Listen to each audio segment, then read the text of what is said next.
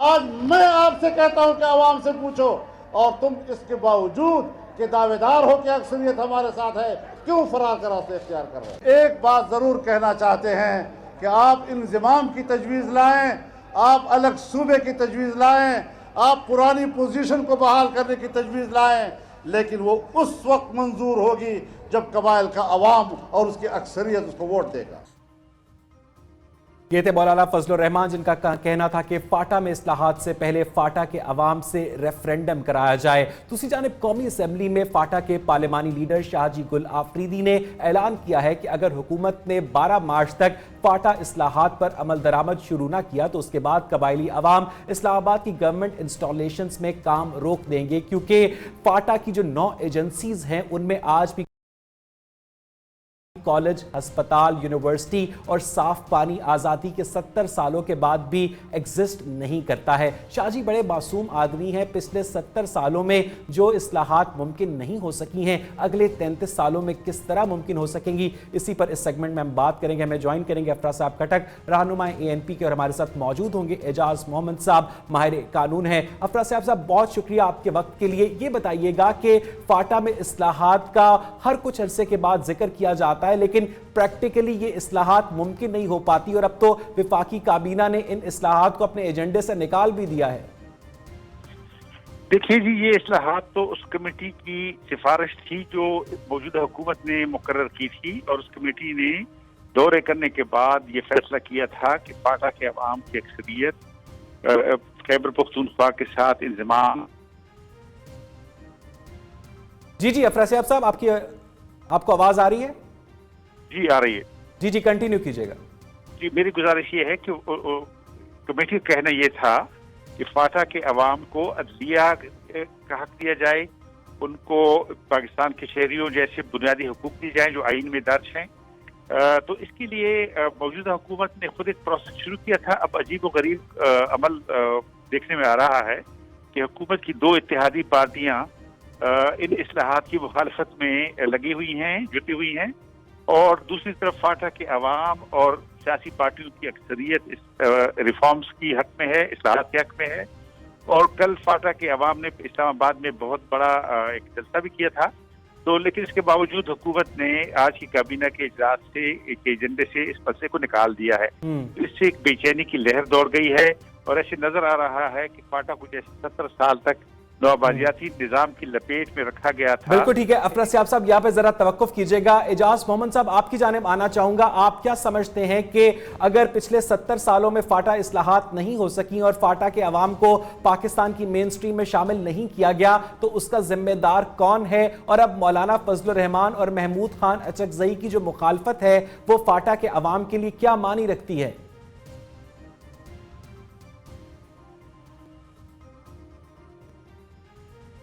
جی hello, جی اعجاز محمد صاحب آواز آ رہی ہے؟ جی بالکل میں آپ کو سن سکتا ہوں۔ دیکھیے جس طرح خٹک صاحب نے کہا کہ وہاں کے جو عوام ہے 2 کروڑ تک جو لوگ ہیں، وہاں پر اعلیٰ عدالتوں کی جورسڈکشن نہیں ہے، وہاں پر بنیادی حقوق جو ہے وہ وہاں پر نہیں ہے، اور آرٹیکل 1 کے مطابق فاٹا جو ہے وہ پاکستان کا علاقہ ڈکلیئر ہو چکا ہے، لیکن وہاں پر پاکستان کی آئین ایکسٹینڈ نہیں ہے۔ اب فاٹا کی جو صورتحال ہے، فاٹا کے لوگ اپنے سٹیٹس کے بارے میں کہتے ہیں کہ بھئی ہمارے جیب میں جو ID کارڈ ہوتا ہے اور اس پہ جس ایجنسی کا بھی ایڈریس ہوتا ہے، تو اس ملک میں ہمارے ساتھ 2 نمبر شہری کا سلوک کیا جاتا ہے۔ دوسری بات یہ ہے کہ وہ کہتے ہیں کہ ہم کو علاقہ غیر کے نام سے چھٹکارا چاہیے، ہم علاقہ غیر نہیں ہے۔ میرے خیال سے ساری دنیا میں ہم دیکھیں تو آزادی کی تحریکی چلتی ہے، صرف یہی ایک فاٹا ہے، یہی محب وطن لوگ ہیں کہ انہوں نے قومی اسمبلی میں جو بل جمع کیا ہے اس میں یہ کہتے ہیں کہ ہمیں بنیادی حقوق دو، جورسڈکشن دو سپیریئر کورٹس کی، اور ہمیں پاکستانی بناؤ، ہم محب وطن ہے۔ فاٹا کے بغیر، پاکستان کے بغیر فاٹا کے لوگ جو ہے وہ مکمل نہیں ہے، وہ اپنے آپ کو کمپلیٹ تصور نہیں کرتے، اسی لیے وہ بار بار کہتے ہیں کہ پاکستان کے سٹریم دائرے میں ہمیں لے آؤ۔ ہمیں بہت افسوس ہوتا ہے کہ ہم بات کرتے ہیں 2016 کی، اس وقت اس زمانے کی بات کرتے ہیں، لیکن جو لوگ ہمیں 100 اور 200 سال کی پرانی تاریخ سامنے رکھتے ہیں کہ ہم بنیادی حقوق کی بات کرتے ہیں، وہ گدمک معاہدے کی بات کرتے ہیں، ہم سپیریئر کورٹس کی بات کرتے ہیں، وہ 200 سال پرانی رواج کی بات کرتے ہیں، ہم یہاں پر سپریم کورٹ ہائی کورٹ کی جورسڈکشن کی بات کرتے ہیں، وہ ہمیں وہ غلیظ وہ گندا جو ملک وہاں پر بیٹا ہوتا ہے، مشر نہیں ملک، جو کہ پولیٹیکل ایڈمنسٹریشن میں وہ ایک نوکر کی حیثیت ادا کرتا ہے، ہمیں وہ اس رواج اور جرگے کی بات کرتے ہیں۔ جب تاریخ کی بات ہم کرتے ہیں تو ہم ضرور یہ کہیں گے کہ یہ FCR یہ کالا قانون جب بلوچستان سے، جب محمود خان کے گاؤں گلستان سے، جب پختونخوا سے، ڈی خان سے، میاوالی سے، ملکنڈ سے جب یہ کالا قانون ختم ہو رہا تھا تو اس وقت یہ لوگ جو ہے یہ ملا ازم کی جو سوچ پر جو بات کرتے ہیں، جو فاشزم کی سوچ کو جو بات کرتے ہیں، اور یہ سرمایہ دار جو ان دونوں کو سپورٹ کرتے ہیں، تو انہوں نے کبھی وہ تحریک چلائی اس بڑی بڑی اہم بات کی آپ نے اعجاز محمد صاحب، ذرا یہاں پر توقف کیجئے گا، اس وقت مجھے جوائن کیا ہے اسماعیل خان صاحب نے، سینئر صحافی ہیں پشاور سے۔ اسماعیل صاحب، آخر آپ کیا سمجھتے ہیں کہ فاٹا کے عوام کو بنیادی آئینی حقوق سے محروم رکھنا، اس میں اسٹیبلشمنٹ کی کیا مصلحت تھی، اور آپ سمجھتے ہیں کہ پولیٹیکل پارٹیز ایک طرف، کیا اسٹیبلشمنٹ اپنی پالیسی کو ری تھنک کر رہی ہے؟ دیکھیں، اسٹیبلشمنٹ کی جو بھی انٹرسٹ تھے اس سسٹم کو، اسٹیٹس کو ریٹین کرنے کا، میرے خیال میں اب وہ وجوہات نہیں رہی۔ اسٹیبلشمنٹ خود بھی چاہ رہی ہے، اس میں ضرور اس پہ ڈفرینس آف اوپینین ہو سکتا ہے کہ پیس آف ڈیولپمنٹ یا ٹرانزیشن کیا ہونا چاہیے، کس قسم کی فیزز، کتنے فیزز میں ہونا چاہیے، اس پہ تو بات ہو سکتی ہے۔ لیکن میرے خیال میں اوور آل جو اس وقت تھنکنگ ہے اسٹیبلشمنٹ کی، وہ ہے کہ ٹرانزیشن ہونی چاہیے۔ فاٹا تو اس کا مطلب یہ ہوا اسماعیل صاحب کہ جو مولانا فضل الرحمان اور محمود خان اچکزئی ہیں وہ اسٹیبلشمنٹ کے عزائم کے راستے میں رکاوٹ ہیں؟ میرے خیال میں وہ اسٹیبلشمنٹ کے راستے میں رکاوٹ، صرف ان کے راستے میں رکاوٹ نہیں ہے، وہ اوور آل ٹرانزیشن جو ہے، جو ٹرانسفارمیشن جو ہونی جا رہی ہے، اس کی راہ میں بہت بڑی رکاوٹ ہے۔ ان کا آرگومنٹ جو ہے وہ it does not hold any water at all, it doesn't carry any weight at all۔ اب مجھے بتائیں ایسٹ تیمور اور اسکاٹ لینڈ کے ریفرینڈم کا فاٹا کے ریفرینڈم سے کیا تعلق ہے؟ I just fail to understand, it's ridiculous کہ اس قسم کی آرگومنٹس لا کے وہ خواہ مخواہ کے لیے ایشو بنا دیتے ہیں۔ لیکن مجھے اس سب سے بڑی حیرت اس چیز پہ ہو رہی ہے کہ 5 مہینے اگست میں یہ رپورٹ انہوں نے پریزنٹ کی تھی سرتاج عزیز صاحب کی کمیٹی نے پرائم منسٹر کو اگست میں، اور اٹ از بین 5-6 months، 5 مہینے تک گورنمنٹ کیا کرتی رہی؟ اگر ان کو پتا تھا کہ ان کے الائز جو ہیں اچکزئی صاحب اور مولانا فضل الرحمان صاحب کو ان کو ریزرویشنز ہیں، ٹھیک یا غلط اس سے قطع نظر، تو 5 مہینوں میں انہوں نے وہ کنسنسس بلڈ کرنے کی کوشش کیوں نہیں کی؟ بالکل ٹھیک ہے اسماعیل صاحب، ذرا یہاں پہ توقف کیجئے گا۔ افرا سے اب خٹک صاحب ایک مرتبہ پھر آپ کی جانب آنا چاہوں گا۔ نون لیگ کے اپنے منشور میں لکھا ہے کہ فاٹا میں آئینی اصلاحات کی جائیں گی، اور 5-6 مہینے پہلے بھی اس طرح سے بات چیت کا سلسلہ شروع کیا گیا، تو اسی طرح نون لیگ جو ہے ٹائم گین کرتی جا رہی ہے اگلے الیکشن سے پہلے؟ جی، اس سے ہمارے صوبے میں اور چھوٹے صوبے میں بہت سے خدشات نے جنم لیا ہے۔ ایسے نظر آ رہا ہے کہ انہوں نے اصلاحات کی بات کی، لیکن اب جب ان کو نظر آنے لگا کہ یہ صوبے کے ساتھ اکٹھے ہو جائیں گے، فاٹا اور خیبر پختونخوا اکٹھے ہو جائیں گے، تو یہ جو ڈیموگرافکس ہیں، اس سے تھوڑی سی آبادی کی تناسب کی وجہ سے فرق پڑ جائے گا، NFC ایوارڈ، قومی اسمبلیوں کی ممبروں کی تعداد وغیرہ، تو انہوں نے اپنے اتحادیوں کو اشارہ کیا ہے کہ وہ اصلاحات کی مخالفت کر ڈالے تاکہ حکومت کو اصلاحات کو مؤخر کرنے کے لیے بہانہ ہاتھ آ سکے۔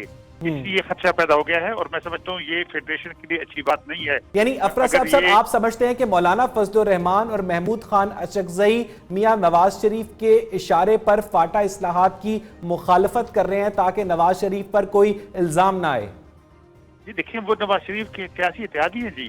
مولانا صاحب تو کابینہ میں شامل ہیں، اچکزئی صاحب کے ساتھ ان کی حکومت ہے، صوبائی حکومت ہے، اور ان کے بھائی گورنر ہیں جو وفاق کے نمائندے ہیں، تو ایک طرح سے ان کا تو سیاسی ساتھ تو ہے نا، اس کی تو تردید نہیں کر سکتا کوئی کہ اگر وہ یہ کام کر رہے ہیں تو ظاہر حکومت کے تو انہیں چھوڑا نہیں ہے، حکومت کے اندر رہتے ہوئے اتحاد برقرار رکھتے ہوئے یہ کام کر رہے ہیں، تو ظاہر ہے کہ یہ سوال تو اٹھے گا۔ लोग तो पूछेंगे कि कैसी हुकूमत इत्तेहादी जो है वो रिफॉर्म इस्लाहात के एजेंडे की मुखालफत के लिए जुट गए हैं। ठीक है, ठीक है। अफरा साहब जरा तवक्कुफ कीजिएगा यहाँ पर। एजाज मोहम्मद साहब, एक मरतबा फिर आपकी जानिब आना चाहूंगा। दूसरी जानिब खैबर पख्तूनख्वा के अंदर पाकिस्तान तहरीके इंसाफ ने भी ये नारा लगाया था कि पाकिस्तान तहरीके इंसाफ चाहती है कि फाटा के इलाके को खैबर पख्तूनख्वा के अंदर जम कर दिया जाए। उसके बाद जमात इस्लामी ने भी इससे मिलती जुलती बातें की थी, लेकिन एक खास हद के बाद सारी सियासी जमातें खामोश क्यों हो जाती हैं?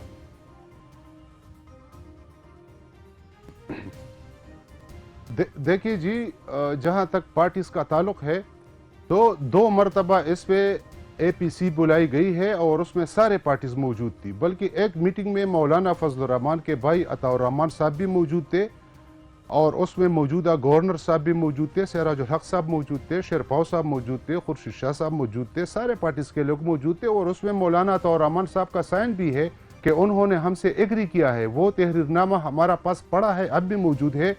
देखिए जी, ये बड़ा सेंसिटिव मामला है। ये जो हम कह रहे हैं और देख रहे हैं, ये पहले भी हमने कहा था कि ये बड़ा बहुत ही हसास मामला है और इससे बहुत ज़्यादा खदशात जो है अब वो हमें बू उसकी आ रही है।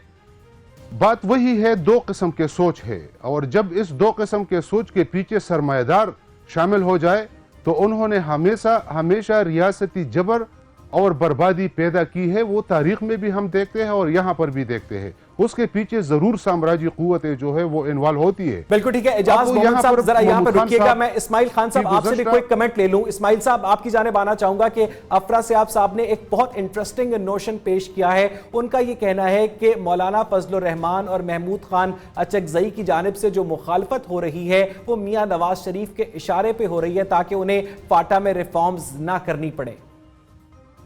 देखें, ये अफराजियाब साहब की राय है और मेरे ख्याल में जो भी अगर शुबा है इस किस्म का, उसको तफवीज़ जरूर मिलेगी, क्योंकि गवर्नमेंट की तरफ से अभी तक कोई क्रेडिबल बात सामने नहीं आई कि क्यों दिन के 2 बजे एजेंडा आइटम को ड्रॉप किया गया, क्यों इससे पहले जो है ये सोचा नहीं गया कि मौलाना फजल रहमान साहब उससे इस 5 महीनों में 3-4 मरतबा प्राइम मिनिस्टर से मुलाकातें कर चुके हैं। अचकजई साहब जो है उनके सियासी इत्तेहादी हैं, उनसे प्राइम मिनिस्टर ने बात क्यों नहीं की? इतना एक इम्पोर्टेंट इशू है। बहुत बहुत शुक्रिया इस्माइल खान साहब, आपका बहुत बहुत शुक्रिया। अफरा साहब खटक साहब, आपका बहुत बहुत शुक्रिया। एजाज मोहम्मद साहब, आपका। नाज़रीन, अगर मुस्तकबिल करीब में फाटा इस्लाहात का अमल शुरू नहीं होता है तो फिर मौर्रिख यही समझेगा कि सराकी सूबे और हज़ारा सूबे की तरह फाटा इस्लाहात का नारा भी सिर्फ और सिर्फ पॉलिटिकल माइलेज गेन करने के लिए था। मुझे यहाँ पर एक ब्रेक लेनी है।